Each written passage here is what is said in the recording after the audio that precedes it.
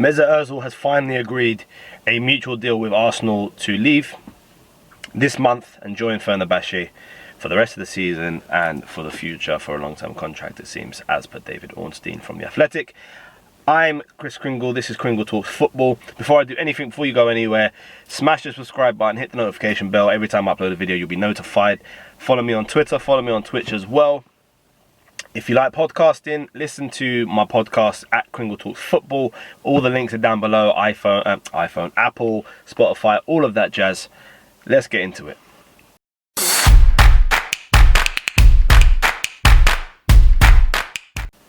So this is not a Mesut Ozil video, by the way. This is just me announcing at the start that he has agreed a deal to go. This is my Arsenal versus Newcastle preview for Monday night. So rundown, breakdown of how it's going to go, injury news, predicted lineup,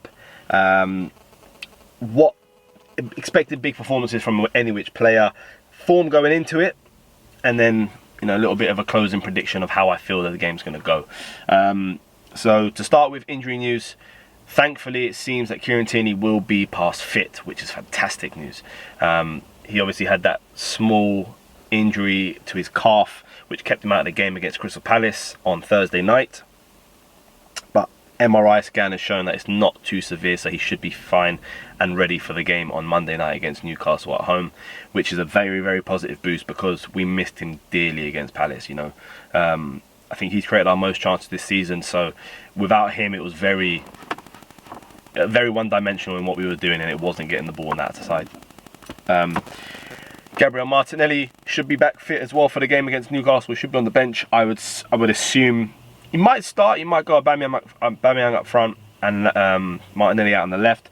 But Martinelli is back, and that's the main positive. And also Thomas Partey should probably start against Newcastle. Mikel Arteta alluded to it, the fact that he came through the game against Crystal Palace the last 30 minutes with no problems, no niggling pains, and he'll be fine for the game.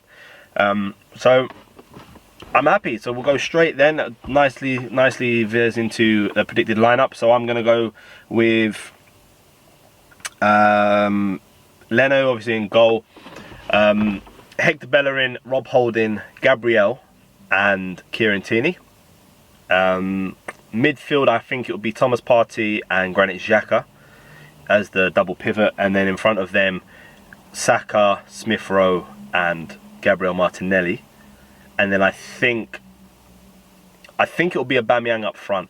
I think with the way in which we're playing, we don't really need the hold-up man up the top, which is good. Obviously, we've got the runners anyway, and we've got the man in the middle to allow the runners to go either side of him. So I don't think we need the hold-up man as much as we have previously, where we played with the sort of 3-5-2 or the 4-3-3 in the way we've played it. So this 4-2-3-1 doesn't really need a hold-up man up front. So I think it'll be Aubameyang up top. Lacazette's done really well in the recent past, but I think Aubameyang needs to find his form and needs to find the back of the net. So yeah, I'll go with that one. And so yeah, so expect big performances. I'm expecting a big performance from Aubameyang because he needs goals. He scored against Newcastle in the FA Cup. Didn't do really anything against Palace. He showed some glimpses, but didn't really produce. So I'm expecting a big performance from him. I'm expecting a big performance from Thomas Partey. He's not the man to unlock the defence, and he's not the man to be the creative spark that we need. But in terms of midfield and to allow the rest of them to move forward, I think he can provide a big performance for us this Monday. So those two are my big performance players to go with. Form coming into it,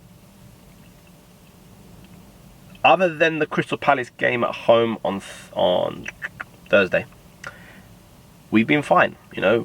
This is another clean sheet anyway. Clean sheet 4 in a row now for Bernd Leno. So the defence is proving good again, which is good. We've got 8 goals in 5 games now. 8 goals in 5 games. Might be 10. 10 goals in 5 games, including the FA Cup. So 10 goals in 5 games and clean sheet in 4 out of the 5. So we can be happy with that. 100% can be happy with that. And going into the game against Newcastle on Monday night, it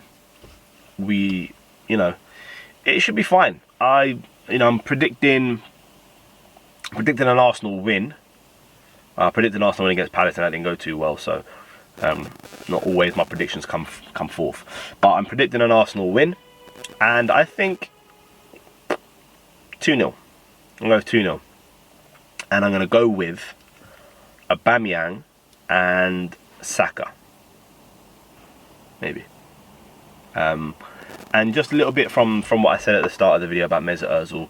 David Ornstein from The Athletic has reported that Mesut Ozil has agreed a long-term contract with Fenerbahce, and he has now agreed a mutual termination with Arsenal, and it's on the verge of being finalised. After he's done that, he should fly out to Turkey this weekend at some point, either today, tomorrow, Monday maybe, and finalise the deal with Fenerbahce, joining them on a long-term contract.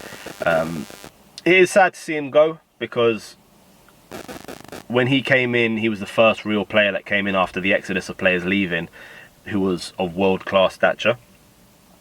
And, you know, our first trophy, he helped us win our first trophy in his first season in 10 years. So you can't underestimate what he's done for the club in terms of bringing trophies back to the football club. He's won 4 FA Cups in the 7 years he's been here. 4, 13, 14, 14, 15, 16, 17. Yeah, 4 FA Cups.